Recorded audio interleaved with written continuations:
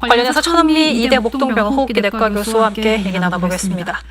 자, 오늘 확진자 2,223명, 지난주부터 2,000명 넘을 거다 계속해서 이제 주장을 하시고 예측을 하셨습니다. 오늘 최대치는 그냥 당연한 결과라고 저희가 봐야 될까요? 네. 델타 변이가 국내에 들어온 이후에 저는 해외의 영국이나 이스라엘 사례를 좀 열심히 살펴봤습니다. 그러니 거의 그 확산세가 한 달 이내에 수천 명이 달하는 걸 봤고, 국내에도 이게 델타가 우세종이 되는 상황이 되면 분명히 증가할 거라고 생각을 했습니다. 특히 7월 말부터 휴가가 겹치면서 확산세가 증가하기 시작했고, 지난 주말에 토요일 검사 건수 확진자가 1,700명을 넘으면서 이번 주는 분명히 2,000명이 넘게 걸 예측을 할 수 있었습니다. 특히나 우려스러운 것은 확진자 수뿐 아니라 임시 선별 검사 수의 확진자 수, 즉 수면 감염자가 1주 전에 비해서 200명 이상 증가를 했기 때문에 앞으로는 그 확진자의 증가세가 더 가파를 수 있다는 그런 우려가 있고, 비수도권에서 확진자 수가 증가했지만 그 확진자 여파가 수도권에까지 지금 들어와 있기 때문에 앞으로는 전국적으로 확진자가 더 증가할 것으로 생각합니다.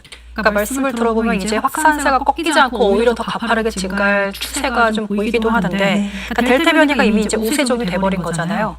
자, 그러면 이제 4차 유행이 아직 정점이 아직 오지 않았다는 얘기도 있는데 확진자가 얼마나 더 많아질까요? 확진자 수를 예측하기 매우 어렵습니다. 지금 이스라엘같이 예방접종이 70% 이상 된 경우에도 우리가 비접종자를 통한 감염이 결국은 접종을 한 돌파 감염 사례까지 50% 가까이 증가를 한 거고, 미국 같은 경우도 접종률이 50%가 넘었지만 1월과 유사할 정도로 확진자가 증가하고 있습니다. 그만큼 델타가 기존의 바이러스에 비해서 3배 이상 전파력이 강하니까 3배 이상 확진자를 증가시킬 수 있다는 사례가 되겠습니다. 국내에는 아직까지 델타 변이에 적합하게 거리두기가 재편이 안 됐기 때문에 현 상태의 거리두기로는 앞으로도 확진자가 증가할 수밖에 없다고 생각합니다. 그러니까 지금 사실 4단계 강화된 거리두기가 2주가 됐고 또 2주를 연장한 상태잖아요. 네. 근데 확산세가 꺾이지 않는 걸 보니까 말씀하신 대로 지금 거리두기 지금 현재 체제로는 실패했다고 볼 수 있을 것 같은데, 그렇다면 델타 변이에 맞는 거리두기 재편은 어떻게?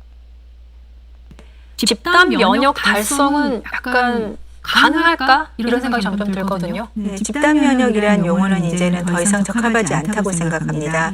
이스라엘처럼 70% 접종을 한 경우에도 변이에 의해서 돌파가 되는 코로나19의 특성을 몰랐던 거죠. 그러면 우리가 접종을 하는 이유는 접종을 한 경우에는 중증 환자나 사망자가 상당히 감소를 하죠. 거의 사망자가 0.01%에 가깝기 때문에 우리는 고령자 중심뿐 아니라 기저질환 있는 분, 또 사회활동을 많이 하는 분들이 접종을 함으로써 위중증자를 가지 않게 하는 게 백신의 역할이고, 하지만 이제 아스트라제네카 백신 임상 시험을 그 영국 교수도 같은 주장을 좀 했습니다. 이제 확진자 집계보다는 환자에 더 집중을 해야 된다. 집단 면역을 달성할 수 없는 개념이다 이런 얘기를 했었거든요.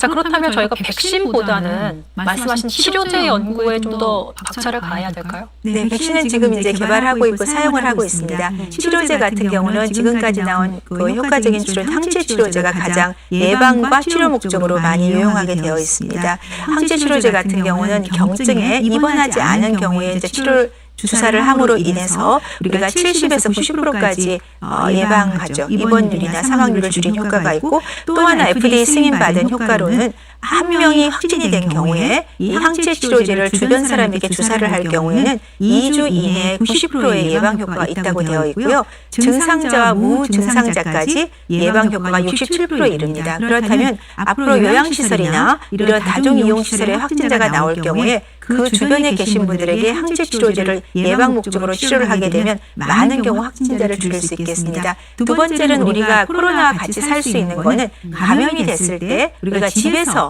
경구 치료제를 복용할 수 있거나 집에서 흡입치료로 항체 치료제를 사용할 수 있다면 우리가 굳이 입원을 하지 않고도 많은 경우에 치료를 할 수 있기 때문에 아마 임상 3상을 하고 있는 치료제만 해도 2군데가 있는 것으로 알고 있고, 아마 연말에는 분명히 치료제가 나올 겁니다. 그러면 백신 접종을 통해 중증을 예방하고 감염이 되더라도 치료제를 통해서 우리가 완치를 할 수 있다면 중증 환자 위주로 치료 개념을 바꿀 수 있을 것 같습니다.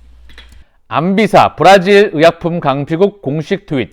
현지 시간 11시 회의 개최 스트리밍 주소라고 해서 우리 동탄 이 셀트 주주님께서 자료를 남겨주셨습니다. 안비사는 이번 주 수요일 오전 11시부터 제14차 임시공개회의를 개최합니다. 의제에서 레케노라라, 레그담비라베라는 약물의 실험적 긴급 사용에 대한 임시 승인. 조금 있으면 회의가 개최가 되는데 여기 실시간 스트리밍 주소를 남겨주셨어요. 제가 보니까 2시간 좀 넘게 남은 것 같은데요. 자료를 돌려보니까 이 부분이에요.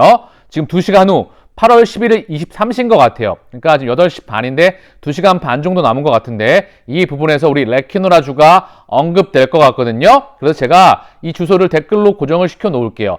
여유 시간이 되시는 분들은 한번 참고하시고 보시기를 바라겠습니다.